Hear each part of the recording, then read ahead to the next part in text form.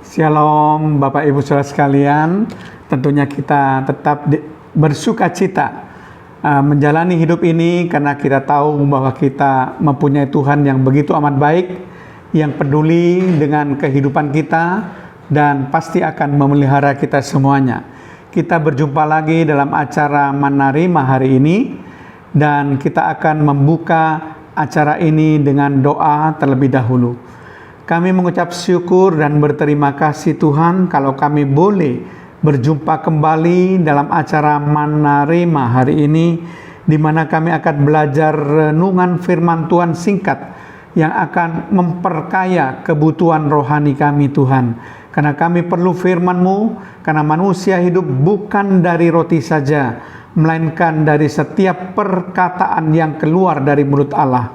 Terpujilah nama-Mu Tuhan, di dalam nama Tuhan Yesus Kristus. Haleluya. Amin. Shalom Bapak Ibu Saudara sekalian, kita tetap membahas tentang topik-topik yang berkaitan dengan akhir zaman. Kali ini saya akan membahas khusus mengenai perbedaan antikristus dengan Kristus. Apa saja perbedaan antikristus dengan Kristus? Mari kita akan menggalinya satu persatu. Yang pertama Bapak Ibu Saudara sekalian, antikristus datang dengan namanya sendiri. Itu bisa dibaca di dalam Injil Yohanes pasal 5 ayat 43. Sedangkan Kristus datang dengan nama Bapanya. Itu juga dapat dibaca dalam ayat yang sama, Injil Yohanes 5 ayat 43. Lalu perbedaan yang kedua, antikristus datang dari laut dalam Wahyu 13 ayat pertama, di mana sudah saya jelaskan laut di sini berbicara antara bangsa-bangsa atau orang-orang kafir. Jadi sebetulnya antikristus itu adalah orang percaya yang murtad, orang percaya yang durhaka. Itu sebabnya antikristus disebut sebagai manusia murtad atau si pendurhaka. Sedangkan Kristus datang dari sorga, ya, dari atas, dari sorga. Itu dalam Yohanes 6 ayat yang ke-38. Jadi Yesus itu datang dari sorga. Kemudian yang ketiga, antikristus datang melakukan kehendaknya, yaitu dalam Daniel 11 ayat ke-36. Jadi kehendaknya sendiri. Kemudian Kristus datang untuk melakukan kehendak Bapa di surga. Jadi Kristus datang untuk melakukan kehendak Bapa di surga, bukan kehendaknya sendiri. Ada baiknya kita baca saja Yohanes 6 ayat 38 supaya kita tahu.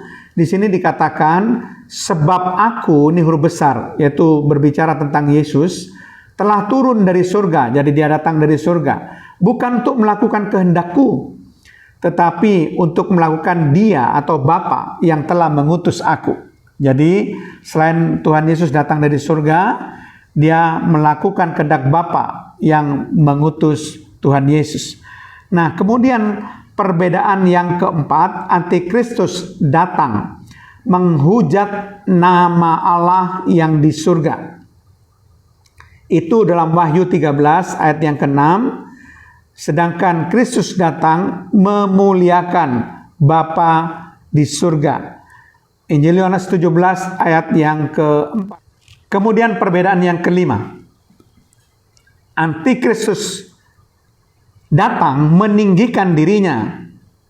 Dia akan mengatasi Allah. Dalam 2 Tesalonika pasal 2 ayat yang ke-4. Sedangkan Kristus datang merendahkan dirinya. Filipi 2 ayat yang ke-8. Perbedaan yang keenam, antikristus gembala yang jahat yang akan memakan domba-domba yang tambun untuk kepentingannya sendiri. Sakaria pasal yang ke-11 ayat yang ke-16 sampai 17. Sedangkan Kristus gembala yang baik menyerahkan nyawa ganti domba-dombanya. Yohanes 10 ayat 14 sampai 15. Perbedaan yang ketujuh, antikristus datang, seluruh dunia heran dan mengikuti binatang itu. Wahyu 13 ayat 3 sampai 4. Sedangkan Kristus datang, dia dicelakan, dihina di antara manusia. Yesaya 53 ayat yang ketiga. 8. Antikristus meninggikan dirinya sendiri. Yesaya 14 ayat 13, Wahyu 19 ayat 20. Sedangkan Kristus ditinggikan oleh Allah. Filipi 2 ayat yang ke-9. Perbedaan yang ke-9, Antikristus anak kebinasaan. Di dalam 2 Tesalonika 2 ayat yang ketiga, sedangkan Kristus anak Allah. Lukas 1 ayat 35. Perbedaan yang ke-10, Antikristus menyesatkan. 2 Tesalonika 2 ayat yang ke-11, sedangkan Kristus adalah kebenaran. Yohanes 14 ayat yang ke-6. Perbedaan yang ke-11, Antikristus si pendurhaka. 2 Tesalonika 2 ayat yang ke-8, sedangkan Kristus adalah kudus. Markus 1 ayat 24. Dan perbedaan yang ke-12 yang terakhir, Antikristus datang menganiaya dengan bengis. Daniel 7 ayat yang ke-26 dan Wahyu 12 ayat yang ke-17. Sedangkan Kristus datang untuk menyelamatkan. Lukas 19 ayat yang ke-10.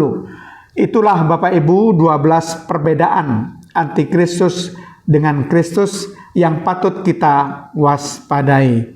Amin. Tuhan Yesus memberkati Bapak Ibu semuanya. Mari kita berdoa. Terima kasih Tuhan kalau hamba-Mu sudah menyampaikan apa perbedaan antara Antikristus dengan Kristus, supaya kami lebih mengerti Tuhan dan kami tidak akan bisa dibodohi, kami tidak akan bisa ditipu. Terpujilah nama-Mu Tuhan, di dalam nama Tuhan Yesus Kristus. Haleluya. Amin.